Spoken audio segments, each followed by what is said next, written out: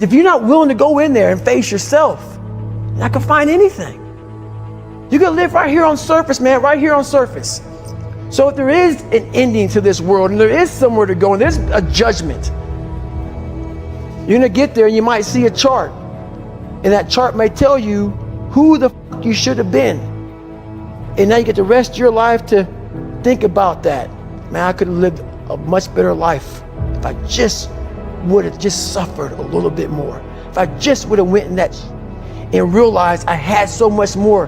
But fear and the 40% and living here versus living here, being afraid, stop me. Your biggest enemy, the most important conversation you will ever have in your life is the one you have with yourself. You wake up with it, you walk around with it, you go to bed with it. Eventually, you're going to act on it, whether you're good or bad. You have to. That's why the whole thing about this book I have, it's about you. It is about you. It's strictly about you finding who you are. So many people die, live 100 years, never fucking know who they are. Never know who they are. You have to look in that mirror and know there's so much more in here, man. Because I can literally right now be a 300-pound guy spraying for cockroaches still to this day if I did not look in that mirror and say, there has to be more to this. This can't be it. And then willing to go into it, dive deep into it, and give all I have to find it. So that's what all that's about. Let's say there's 10 people in this room, and we're all mediocre. But I'm the best of the mediocre people. I now think I'm great. I'm great. We surround ourselves around people that make us feel great. They tell us what we want to hear.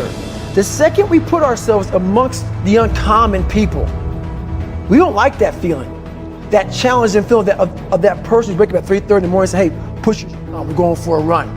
We don't like that challenge. We like that person who says, hey, you know what, man, I don't feel good today, man. And they say, oh, it's okay, brother.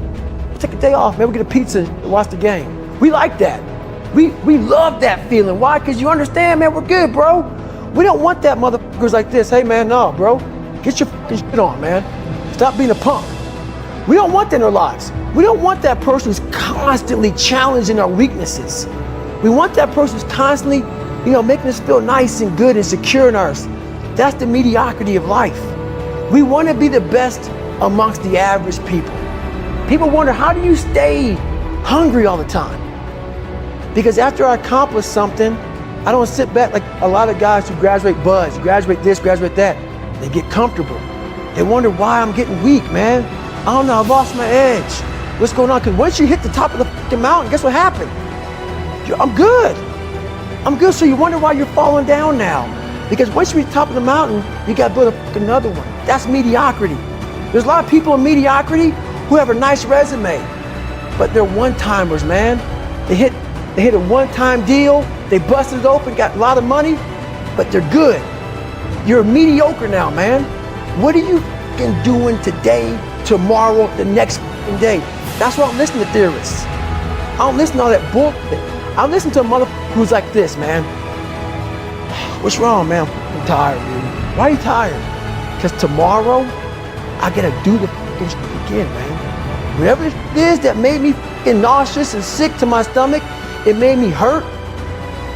There's no ending. And that's the person I listen to.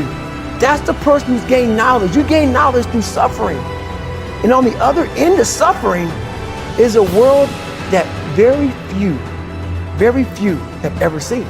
It's a beautiful world because that's where you find yourself. You don't find yourself in over here. You find yourself on the other end. Like the 100-mile race I was on, I ran it for 24 hours. I found myself on the other end of that race. That 19 hours, I found, wow, there's a whole nother world out here that I've never even saw, but the world's in your mind. And that's what all that mediocrity is about. The mind has the tactical advantage over you at all times. At all times of your life, the mind has a tactical advantage over you. Why is that? It knows what you're afraid of. It knows your insecurities. It knows your deep, dark lies. And it starts to push you away from that. It pushes you in a direction that is comfortable. The mind controls everything.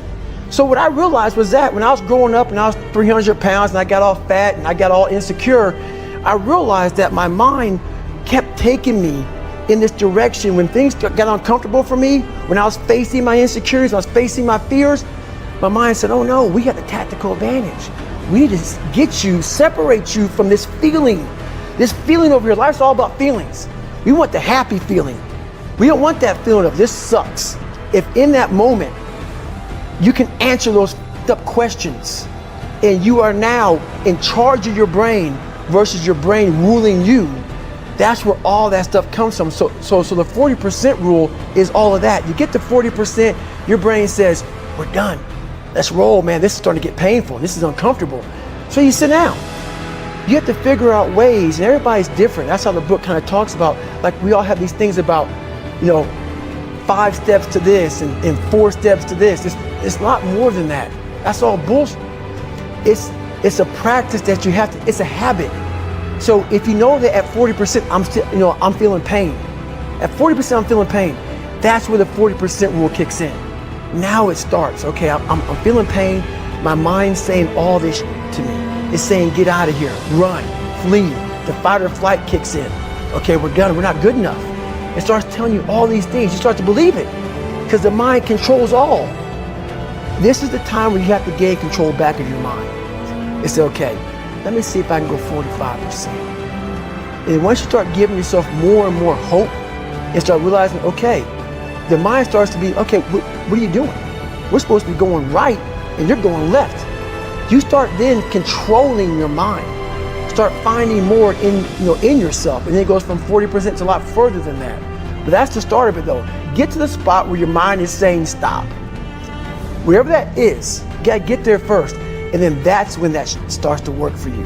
You gotta control yourself in that moment.